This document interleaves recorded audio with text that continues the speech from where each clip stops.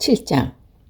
솔로몬은 자기의 궁을 건축하기 시작하여 그것을 완성하는 데 13해가 걸렸다. 그는 레바논 숲을 궁을 지었는데 그 길이는 100자이고 그 넓이는 50자이고 그 높이는 30자이다. 백향인 기둥으로 4줄을 세우고 그 기둥 위에는 백향목 가래를 얹었다. 지붕에는 한 줄도 15개씩 모두 45개의 석가래를 대고 백향목 판자를 덮었다. 창틀은 3줄로 되어 있고 그 창문들은 3단으로 되어서 서로 마주보고 있었다. 문과 문설줄은 모두 네모난 모양이고 창문은 창문끼리 3줄을 마주보고 있었다. 그는 기둥들을 나란히 세워 주랑을 만들고 그것은 길이가 50자이고 넓이가 30자인 벽이 없는 복도였다. 주랑 앞에는 현관이 있고 현관 앞에는 주등들이 있고 그 기둥들 위에는 치양이 걸려있다. 그는 옥자설 곧 재판정을 짓고 그 마루를 모두 백향목으로 깔았다. 자기가 있는 왕궁은 재판정 뒤에 있는 다른 뜰에 지었는데 그 건축 양식은 모두 건축 양식과 서로 비슷했다.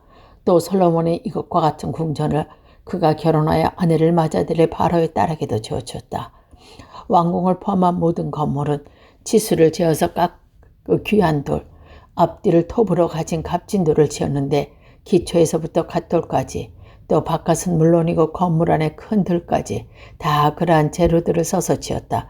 기초를 놓을 때는 값진 큰 돌을 놓았는데 어떤 돌은 10자리 되고 어떤 돌은 8자나 되었다. 기초를 다진 다음에는 그 위에다가 치수를 재어서 달 다듬은 값진 돌과 백향목으로 벽을 올렸다. 왕궁뜰의 탐이나 주님의 성전 안뜰의 탐이나 성전에 오기 현관에 담은 모두 잘 담으면 돌 색혁과 두꺼운 백향목 판자 한 뼘을 놓아서 쌓았다. 솔로몬 왕은 사람을 보내어서 두로에서 후감을 불러왔는데 그는 납달리 지파에 속한 과부의 아들이다. 그의 아버지는 두로 사람으로서 노세의 대장장이다.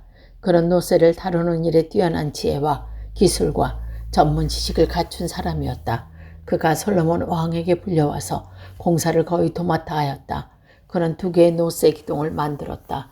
둘 다 18자 높이와 12자 둘레였다. 그는 또 그 2 기둥의 꼭대기에 얹어 놓은 2개의 기둥머리를 노새에 녹여 부어서 만들었다. 그 기둥머리는 둘 다 똑같이 높이가 5기둥이다.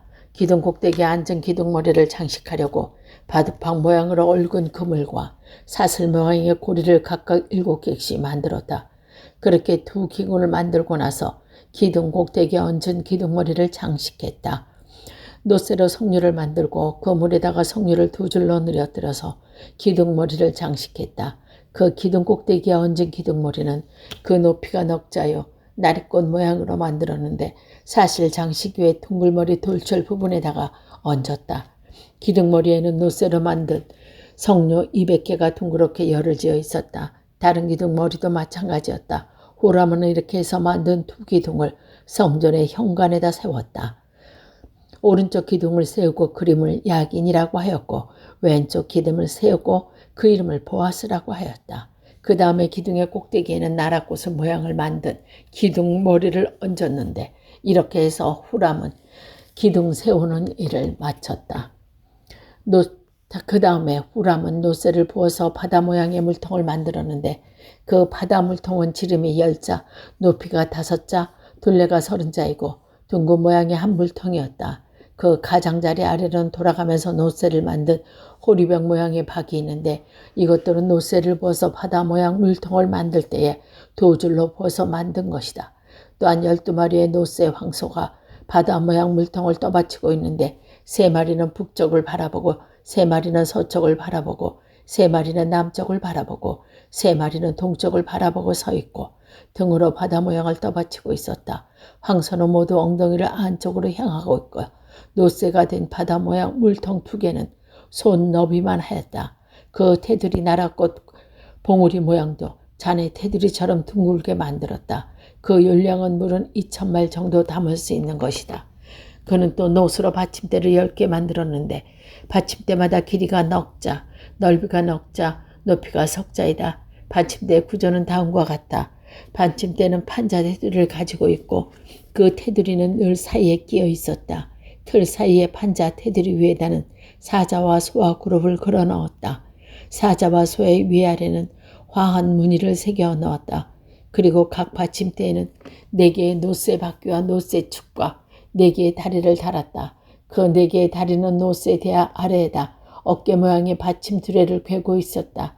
그의 받침 두레는 화한 무늬를 맞은 쪽 녹여 부어 만든 것이다. 그 아가리는 받침 두레 안에서 위로 한 자 높이로 솟아나와 있었는데 그 가리는 지름이 한 자 반으로 둥글게 받침 두 개와 같은 모양으로 되어 있고 그 아가리는 돌아가면서 새긴 것이 있었다. 그러나 그 테두리 판자들이 네모지고 둥글지 않았다. 그 테두리 판자 아래는 4개의 바퀴가 달고 바퀴의 축은 받침대 안에 넣었다. 바퀴 하나의 높이는 한 자 반이었고 그 바퀴의 구조는 말이 끄는 전차 바퀴의 구조와 같았다. 바퀴의 축과 테두리와 바퀴 살과 그 축의 통은 모두 노쇠를 부어서 만든 것이다. 그리고 받침대 4 구퉁이에는 어깨 모양의 받침두리가 4개 붙어 있는데 그 받침대가 받침두리가 있는데 나와 있다. 받침대 꼭대기는 판자 높이의 테두리가 둥글게 돌려 있고 또 받침대 아래에는 받침축인 받침대와 테두리 판자에 연결되어 있었다. 받침축인 판자와 테두리 판자의 빈 곳에는 그룹과 사자와 종려나무의 활짝 핀 꽃 모양을 함께 새겼다. 그는 이러한 방식으로 받침대 10개를 만들었는데 모두가 같은 치수와 같은 양식으로 일일이 부어서 만들었다. 그는 노쇠로 대야 10개를 만들었다. 대야마다 물을 40말씩 담을 수 있었다. 대야의 지름은 넉자이다. 받침대 10개는 모두 대야 1개씩을 달았다. 받침대 5개는 성전의 오른쪽에 5개는 성전의 왼쪽에 놓았고 바다 모양의 물통은 성전 오른쪽 동남쪽 모퉁이에 놓았다. 후람은 또 속과 부삭과 피 뿌리는 대접을 만들었다. 이렇게 후람은 솔로몬 왕이 주님의 성전에다가 해놓은다고 시킨 일을 마쳤다.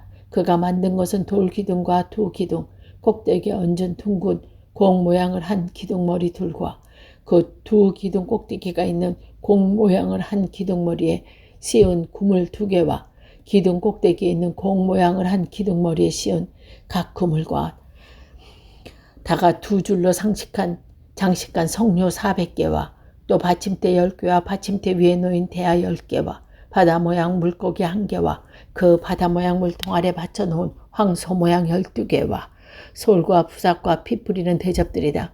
후람이 솔로몬 왕을 도와서 모두 만든 성전의 이 모든 기구는 모두 광청나는 노쇠를 만든 것이다. 왕은 이 기구들을 숫꽃과 사르단 사이에 있는 요단 계곡의 진흙에 부어서 만들게 하였다. 이 기구들이 너무 많아서 솔로몬이 그 무게를 달지 못하였으므로 여기에 사용된 노스의 무게는 아무도 모른다. 솔로몬은 또 주님의 성전 안에다가 2 기둥을 만들었는데 곧 금제단과 빵을 늘 차려놓은 금으로 만든 상과 또 들잠상과 또 지성소 앞에 오른쪽에 5 왼쪽에 5개에 놓은 순금 등잔대들과 금으로 만든 꼰짝신과 등잔과 보직개와 순금으로 된 창과 시임지 다듬은 집게와 피 뿌르는 대접과 향로와 불 옮기는 그릇과 내실 고 지성소 문에 닿는 금돌적이와 성전의 바닷물에는 금돌적이들이라. 이렇게 해서 솔로몬 왕은 주님의 성전을 짓는 모든 일을 완성했다.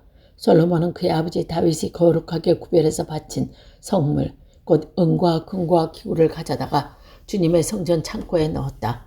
8장 솔로몬은 주님의 언약궤를 사원 곧 다윗성에서 성전으로 옮기려고 이스라엘 장로들과 이스라엘 자손의 각 가문의 대표는 온 지파 사람들을 예루살렘에 있는 자기 앞으로 불러 모았다. 이스라엘의 모든 남자는 7째 달 곧 에다님 월 절기에 솔로몬 왕 앞으로 모였다. 이스라엘의 모든 장로가 모이니 제사장들이 궤를 메어 옮겼다. 주님의 궤와 회막과 장막 안에 있는 거룩한 기구는 모두 옮겨왔는데 제사장들과 레위 사람들이 그것을 날랐다. 솔로몬 왕 앞에 모인 온 이스라엘 회중이 왕과 함께 궤 앞에 왕과 소를 셀 수 없고 기록할 수도 없을 만큼 많이 잡아서 제물로 바쳤다. 제사장들은 주님의 언약궤를 제자리 곧 성전 내실 지성소 안 그룹의 날개 아래에 가져다가 놓았다.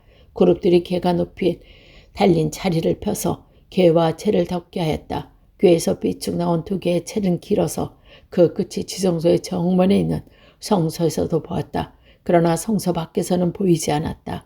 이 채는 오늘까지 그곳에 그대로 놓여 있다. 궤 속에는 호렙에서 모세가 넣어둔 2개의 돌판 말고는 아무것도 없었다. 이 2 돌판은 이스라엘 자손이 이집트 땅에서 나온 뒤에 주님께서 호렙에서 그들과 언약을 세울 때에 모세가 거기에 넣은 것이다. 제사장들이 성소에서 나올 때에 주님의 성전에 구름이 가득하다. 주님의 영광이 주님의 성전을 가득 채워서 구름이 자욱하였으므로 제사장들은 서서 이를 볼 수가 없었다. 그런 가운데 솔로몬이 주님께 아뢰었다. 주님께서는 캄캄한 구름 속에 계시겠다고 말씀하셨다. 이제 주님께서 계시기를 바라서 이 웅장한 집을 지었습니다. 이 집은 주님께서 영원히 계실 곳입니다. 그런 다음에 왕은 얼굴을 돌려 거기 서 있는 이스라엘 온 회중을 둘러보며 그들에게 복을 빌었다. 그는 말하였다. 주 이스라엘의 하나님을 찬양하십시오. 주님께서는 나의 아버지 다윗에게 친히 말씀하신 것을 모두 그대로 이루어 주셨습니다. 주님께서 말씀하시기를 내가 이 백성 이스라엘을 이집트에 이끌어낸 날부터 오늘에 이르기까지 내가 내 이름을 기를 집을 지으려고 이스라엘의 어느 지파에서 어느 성읍을 택한 일이 없다. 다만 다윗을 택하여 내 백성 이스라엘을 다스리게 하였다고 하셨습니다. 내 아버지 다윗에게는 주 이스라엘의 하나님의 이름을 기릴 성전을 지으려고 생각하였으나 주님께서 나의 아버지 다윗에게 이르시기를 내가 내 이름을 기를 성전을 지으려는 마음을 품은 것은 아주 좋은 일이다. 그런데 이 집을 지을 사람은 내가 아니다. 내 몸에서 태어날 내 아들이니 내 이름을 기를 성전을 지을 것이다 하셨습니다. 주님께서 말씀하신 대로 아버지 다윗의 뒤를 이어서 이렇게 내가 이스라엘 왕위를 이었으며 주 이스라엘의 하나님의 이름을 기릴 이 성전을 지었으니 주님께서는 이제 그 약속을 이루어 주십시오. 주님께서는 이집트 땅에서 우리의 조상을 이끌어내실 때에 그들의 언약을 세웠는데 나는 주님의 언약이 들어있는 궤를 놓아 둘 장소를 이렇게 마련하였습니다. 그런 다음에 솔로몬은 이스라엘 온 회중이 보는 데서 주님의 제단 앞에서 하늘을 바라보면서 2 팔을 들어 펴고 이렇게 기도하였습니다. 주 이스라엘 하나님, 위로 하늘은 아래로 땅에나 그 어디서도 주님은 하나님은 없습니다. 주님은 온 마음을 다 기울여 주님의 뜻을 따라 사는 주님의 종들에게 세우신 언약을 지키시고 은혜를 베푸시는 분이십니다. 주님께서는 주님의 종인 내 아버지 다윗 임금에게 약속하신 것을 지키시며 주님께서 친히 그에게 말씀하신 것을 오늘 이렇게 손수 이루어 주셨습니다. 이제 주 이스라엘의 하나님, 주님께서 주님의 종인 내 아버지 다윗 임금에게 말씀하시기를 내 자손이 저마다 길을 삼가서 내가 내 앞에 살아온 것 같이 이렇게 살면 내 자손 가운데 이스라엘 왕에 앉은 사람이 내 앞에서 끊어지지 않게 하겠다고 약속하신 것을 지켜주시길 바랍니다. 그러므로 이제 이스라엘의 하나님 주님의 종인 제 아버지 다윗 임금에게 약속하신 말씀을 주님께서 이루어 주시기를 빕니다. 그러나 하나님께서 땅 위에 계시기를 우리가 어찌 바라겠습니까? 저 하늘 위에 하늘이라도 주님 모시기에 부족할 터인데 제가 지은 이 성전이야 더 말하여 무엇하겠습니까? 그러나 주 나의 하나님 주님의 종이 드러는 기도와 간구를 돌아보시며 오늘 주님의 종이 주님 앞에서 부르짖으면서 드리는 이 기도를 들어주십시오. 주님께서 밤낮으로 눈을 뜨시고 이 성전을 살펴주십시오. 이것은 주님께서 내 이름이 거기에 있을 것이다 하고 말씀하신 곳입니다. 주님의 종이 이것을 바라보면서 기도할 때에 이 종의 기도를 들어주십시오. 그리고 주님의 종인 나와 주님의 백성 이스라엘이 이것을 바라보며 기도할 때에 그 기도를 들어주십시오. 주님께서 계시는 곳 하늘에서 들으시고 들으시는 대로 용서해 주십시오. 사람이 의색에 죄를 짓고 맹세하게 되어 그가 이 성전 안에 있는 주님의 제단 앞에 나와서 맹세를 하거든 주님께서는 하늘과 들으시고 주님의 종들을 심판하시되 악행을 저지른 사람은 죄 있다고 판결하셔서 벌을 주시고 옳은 일을 한 사람은 죄가 없다고 판결하여서 옳음을 밝혀주십시오. 주님의 백성 이스라엘이 주님께 죄를 지어 적에게 패했다가도 그들이 뉘우치고 주님께 돌아와서 주님의 이름을 인정하고 이 성전에서 주님께 빌며 간구하거든 주님께서는 하늘에서 들으시고 주님의 백성 이스라엘의 죄를 용서해 주십시오. 그리고 그들의 조상에게 주신 땅으로 그들을 다시 돌아오게 해 주십시오. 또 그들이 주님께 죄를 지어서 그 벌로 주님께서 하늘을 닫고 비를 내려 주시지 않을 때라도 그들이 이곳을 바라보며 기도하고 주님의 이름을 인정하고 그 죄에서 돌이키거든 주님께서 하늘에서 들으시고 주님의 종들과 주님의 백성 이스라엘의 죄를 용서해 주시고 그들이 살아가 올바른 길을 그들에게 가르쳐 주며 주님의 백성에게 유산을 주신 주님의 땅에 비를 다시 내려 주시옵소서. 이 땅에는 기근이 들거나 열병이 들거나 곡식이 시들거나 깐부기가 나거나 메뚜기 떼나 누리떼가 곡식을 갉아먹거나 적들이 이 땅으로 쳐들어와서 성읍들 가운데 어느 하나도 에워싸거나 온갖 재앙을 내리거나 온갖 전염병을 번질 때도 주님의 백성 이스라엘 가운데 어느 한 사람이라도 혹은 주님의 백성 전체가 재앙이 닥쳤다는 것을 마음에 깨닫고 이 성전을 바라보며 두 팔을 펴고 간절히 기도하거든 주님께서는 주님께서 계시는 곳 하늘에 들으시고 판단하셔서 그들을 용서해 주십시오. 주님께서는 각 사람의 마음을 아시니 주님께서 각 사람에게 그 행위대로 갚아주십시오. 주님만이 모든 사람의 마음을 아십니다. 그렇게 하시면 그들은 주님께서 우리의 조상에게 주신 이 땅 위에 사는 동안 주님을 경외할 것입니다. 그리고 또 주님의 백성 이스라엘에게 속하지 아니한 이방인이라도 주님의 큰 이름을 듣고 먼 곳에서 이리로 오면 그들이야말로 주님의 큰 명성을 듣고 또 주님께서 강한 손과 편 팔로 하신 일을 전하여 듣고 이곳으로 와서 이 성전을 바라보면서 기도하거든 주님께서는 주님께서 계신 곳에서 하늘을 들으시고 그 이방인이 주님께 부르짖으며 간구하는 것을 그대로 다 들어주셔서 땅 위에 있는 모든 백성이 주님의 이름을 알고 하시고 주님의 백성 이스라엘처럼 내가 지은 이 성전이 주님의 이름을 부르는 곳임을 알게 하여 주십시오. 주님의 백성이 적과 싸우려고 전선에 나갈 때 주님께서 그들은 어느 곳에서 보내시든지 그것에서 주님께서 선택하시어 이 도성과 내가 주님의 이름을 가리려고 지은 성전을 바라보며 그들이 주님께서 기도하거든 주님께서 하늘의 기도와 간구를 들으시고 사정을 살펴보아 주시옵소서. 죄를 짓지 아니한 사람은 없습니다.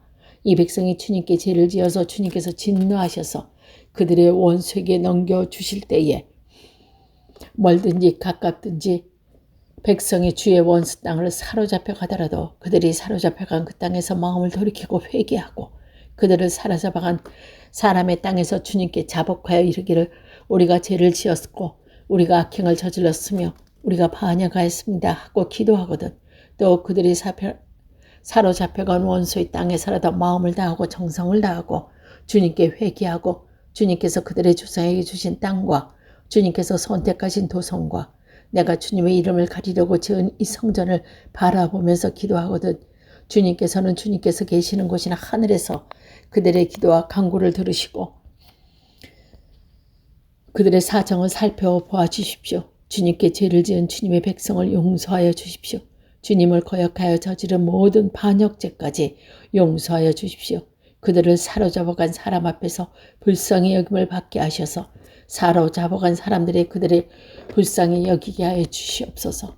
그들은 주님께서 새 용광로와 같은 이집트부터 이끌어내신 주님의 백성이며 주님의 소유입니다. 종의 간구와 주님의 백성 이스라엘의 간구를 살펴보시고 부르짖을 때마다 응답해 주십시오. 주 하나님 주님께서 우리 조상을 이집트에서부터 이끌어내실 때에 주님의 종 모세를 시켜서 말씀하신 것과 같이 주님께서는 그들의 주님의 소유가 되도록 세상의 모든 백성을 구별하셨습니다.